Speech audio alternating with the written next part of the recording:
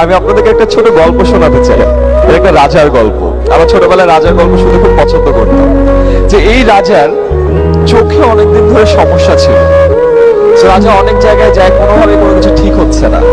পরে সে সন্ধান পেল যে তার রাজ্যের এক বনে এক সন্ন্যাসী থাকে, যে সন্ন্যাসী ফু দিয়ে সব ঠিক করে ফেলতে পারে।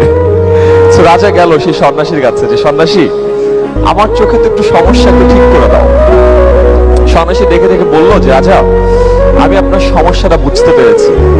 আপনি এক কাজ করেন, এরপর থেকে আপনি শুধুমাত্র লাল জিনিসের উপর চোখ দিবেন, শুধুমাত্র লাল রং দেখবেন, দেখবেন আপনার চোখ ঠিক হয়ে যাবে। রাজা বলল আচ্ছা ঠিক আছে, ডান ডিল। রাজা তার রাজ্যে গেল। ওই আমলে কিন্তু ফটোশপ ছিল না।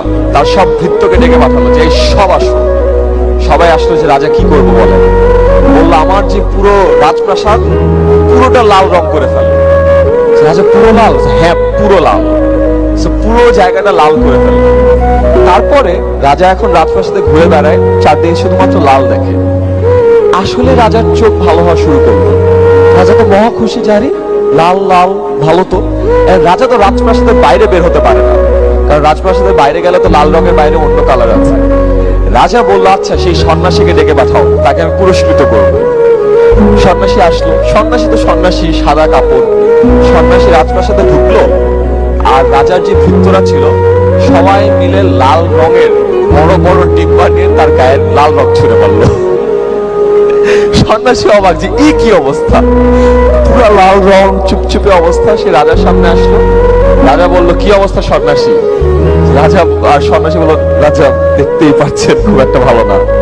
সে খুব অবাক হয়ে বলল যে আপনি আমার উপরে লাল রঙের আক্রমণ কেন করতে বললেন? রাজা বলল না, তুমি না আমাকে বললা যে আমাকে শুধুমাত্র লাল রং দেখতে হবে, এই জন্য তোমার সাদা রং দেখলে তো আমার আবার সমস্যা হয়ে যাবে। তখন বললো যে আল্লাহ রাজা, আপনি এই কাজ করে ফেলেছেন।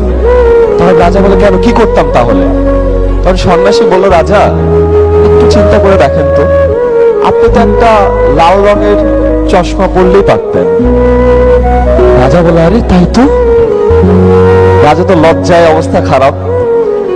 দেন সন্ন্যাসী বলল দেখেছেন রাজা, আমাদের সামনে যখন কোনো সমস্যা থাকে আমরা ওটা সমাধানের জন্য আমাদের আশেপাশে যা আছে সব চেঞ্জ করে ফেলতে চাই, অথচ সমস্যার সমাধান যে ম্যাক্সিমাম টাইম আমাদের মধ্যেই থাকে এটা আমরা খুঁজে বের করতে পারি না।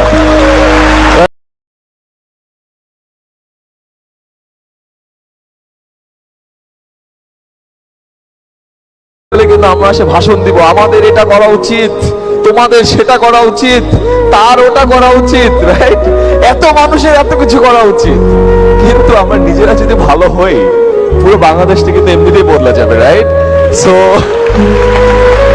ওই যে কথা আছে না, আগে দৃষ্টিভঙ্গি বদলান পৃথিবী বদলে যাবে। আমরা যদি আগে নিজের দৃষ্টিভঙ্গি বদলাই পৃথিবীটা আসলেই বদলে যাবে। এবং পৃথিবী বদলানোর জন্য না পৃথিবীর বড় বড় দেশে যে কাজ করার দরকার হয় না, কারণ আমরা যদি নিজে বদলাই আমাদের পরিবার বদলাবে, পরিবার বদলালে আমাদের সমাজ বদলাবে, সমাজ বদলালে আমাদের দেশ বদলে যাবে।